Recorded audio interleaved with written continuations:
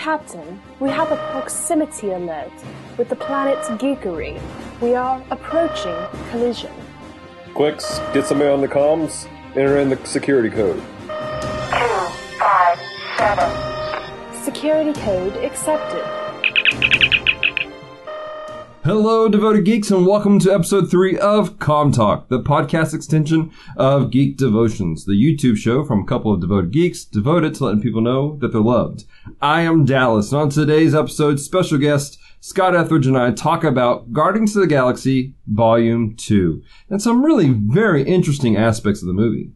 Now, Scott and I have a pretty interesting relationship. He is my pastor, he's my boss, and he's also one of the mentors that I have in my life.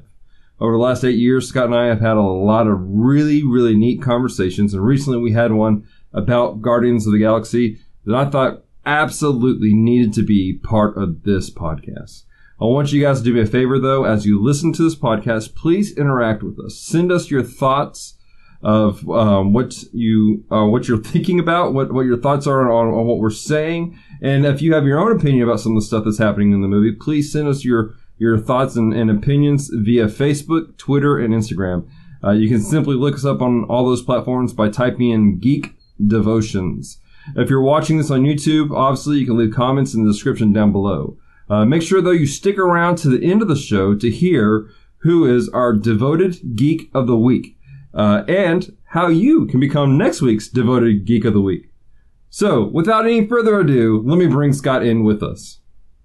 All right, Scott, it's good to have you on Comm Talk with us.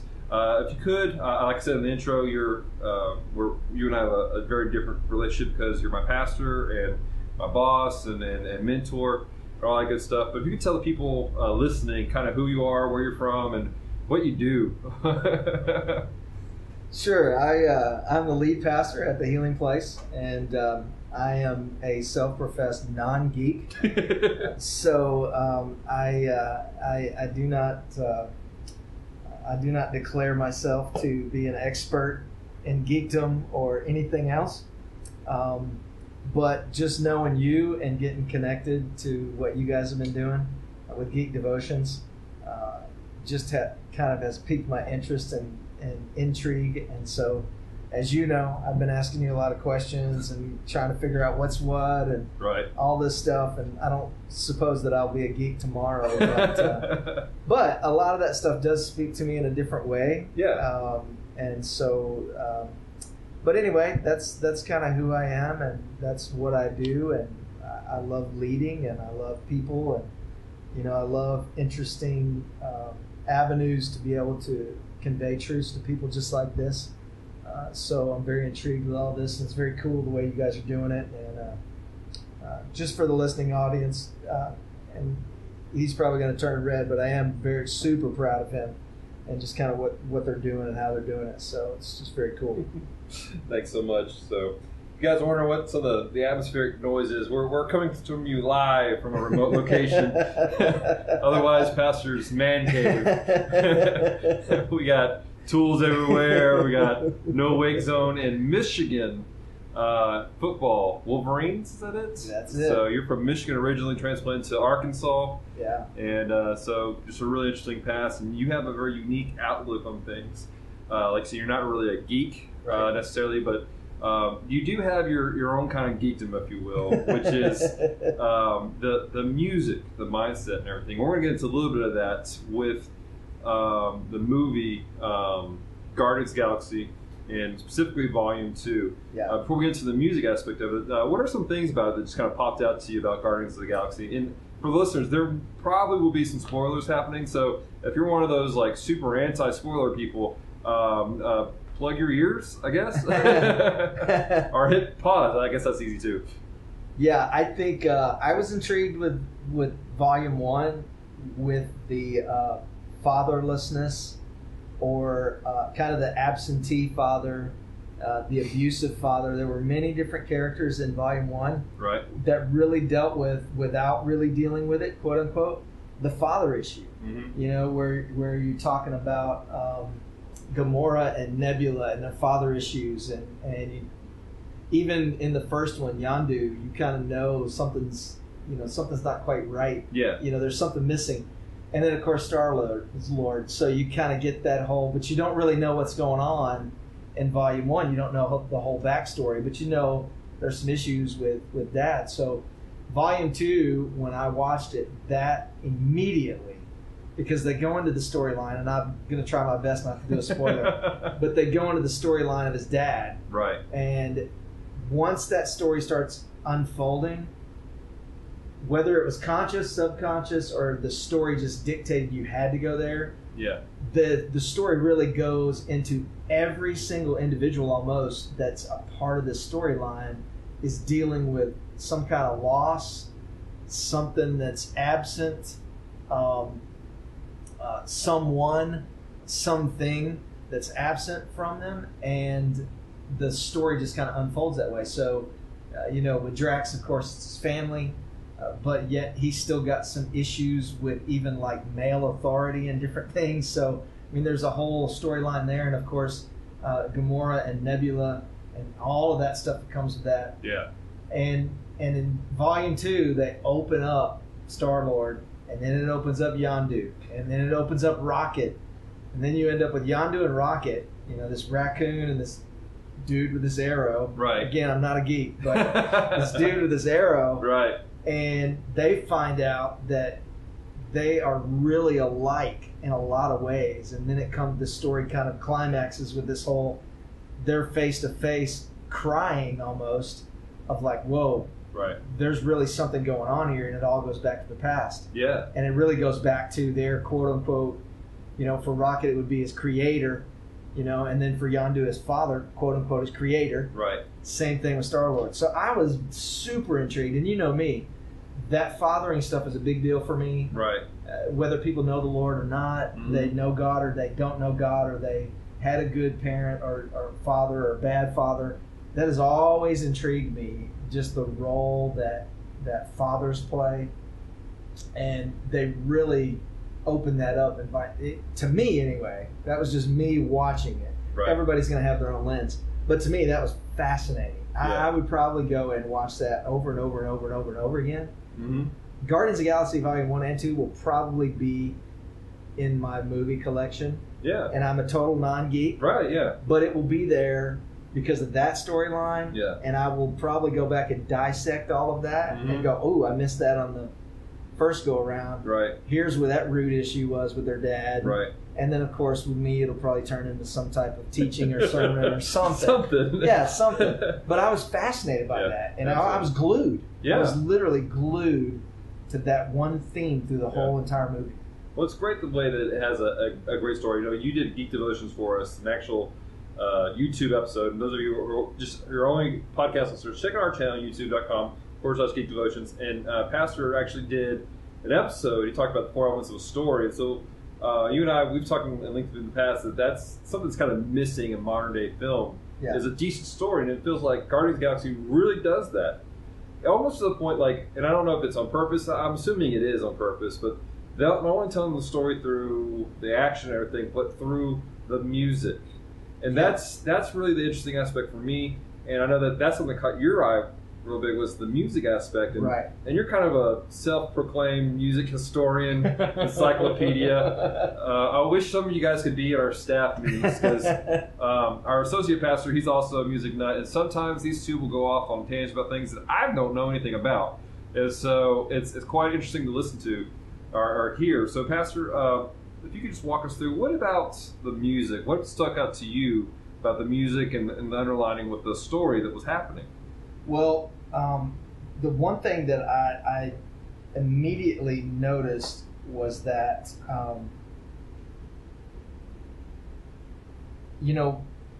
they literally, Peter Gabriel's song, Father and Son, or not Peter Gabriel, but there was a song, Father and Son. Mm-hmm. That song is literally in Volume 2. Yeah.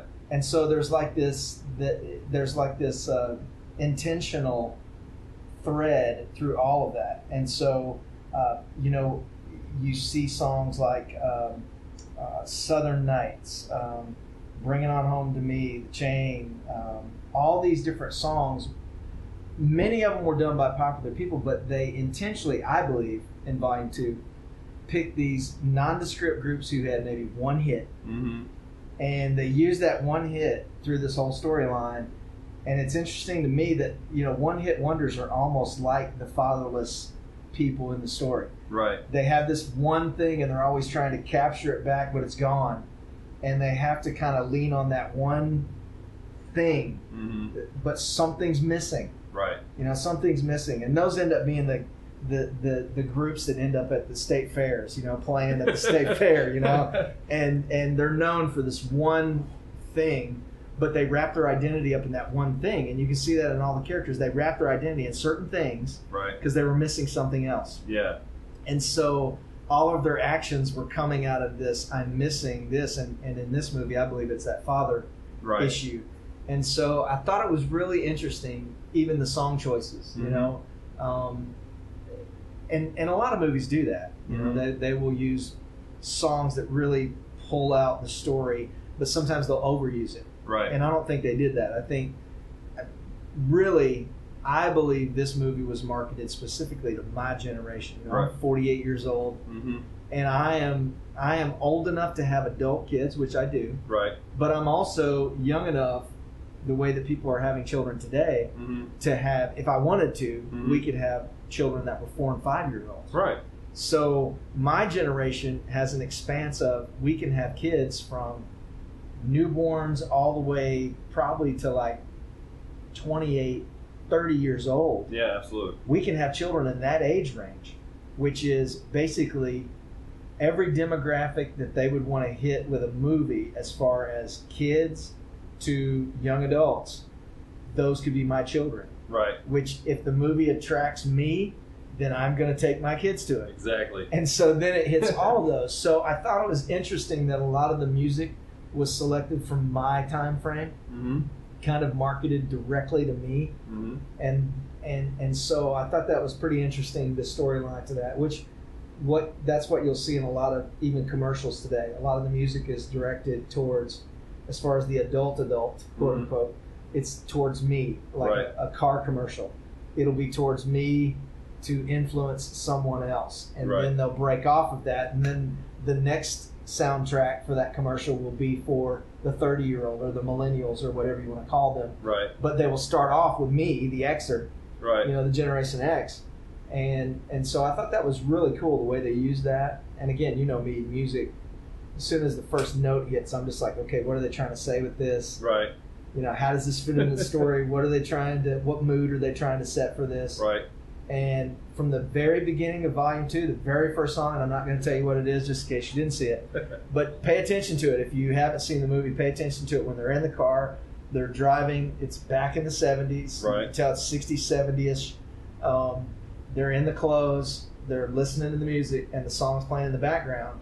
And that song pretty much lays the foundation for everything that's going to go into that. So I thought that was really cool, the way they use music. Right. Now, I haven't seen the movie yet, so I'm one of those ones that's kind of on the outside of some stuff. But I know that for me, with the media background, with making films and everything, music's important about setting a tone and emotion in a film. Was there a portion of it where you felt like that's what they were doing with the music, was they were really setting an emotional tone to it, or was it just simply creating a storyline to it? Music used in movies will dictate your emotional response. Right. So, like in Guardians of the Galaxy Volume 2 was, like when they played Mr. Blue Sky, very upbeat, very dun dun dun dun dun dun dun dun dun. Well, that wasn't in a part of the movie that was horrible and people were being murdered and slaughtered and all that. It was kind of this light moment. Right. But then they turn around and play The Chain, and The Chain's more of a introspective, I'm trying to declare something, say something here. Right. It's not a light tone. It has kind of a heavier deal to it. So I think they did a great job at mixing all of that. But again, the thread through the whole entire thing, they did a really great job of putting it in there but not overdoing it. Right. Now, I did read one critic that said, this is one of those movies that uses the music for the storyline and it makes for a weak story. I didn't see that at all in this movie. I thought it complemented everything really good. Good. So with that being said, Scott, would you recommend this movie, and to who would you recommend this movie? Because you're like you say, you're not a geek necessarily, but you really enjoy the movie. So who would you recommend this movie to, or would you recommend it to anybody?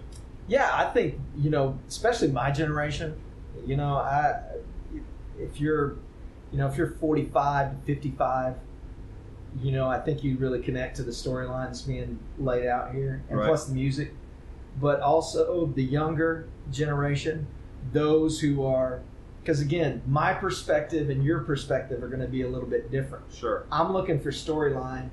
You're kind of looking for storyline, but you're looking at characters because you know the origination of it. Right. So you know the origin of the comic, the whether it was a cartoon series, whether it was whatever. Sure. You know the origin. Right. So you guys are looking at it and you're going, I wish they wouldn't have done that with that character because that wasn't true to. Right. I didn't look at it with those lenses at all. Yeah, you're coming into it very raw, which is I think is actually probably a better experience for people, in my personal opinion. Yeah, because I wasn't sitting there going, the original wasn't this. It was just like, okay, what's going on in this? Right. And so the story drew me into the characters. Right. Where I think maybe sometimes, and you can correct me if I'm wrong, maybe sometimes for you guys that either it was a comic that became a movie or whatever, you're kind of looking at what are they doing with this character that I fell in love with? Yeah. And are they staying true to it?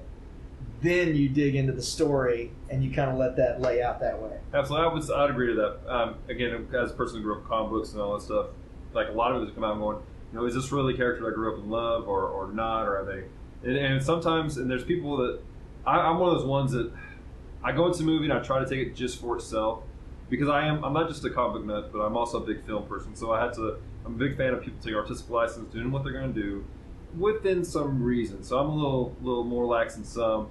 There was a movie that came out years ago called Dragon Ball Evolution, and most of the people in the anime community hated this movie, and they were like, "This is not Dragon Ball at all," and they're right. It's not. It has elements of it. It's a fun movie if you just want to waste some time and you're like, I'm bored, want something with a little bit of action and some fun with some Dragon Ball elements. Sweet, but it's not a Dragon Ball movie at all. Yeah. And so I do believe there are some people like they're so caught up in that they're distracted from a story. Now, granted, Dragon Ball Evolution was not a good story at all. It's one of those, you're really, really bored if you want to go ahead and watch this. Right. Or you're one of those completionists.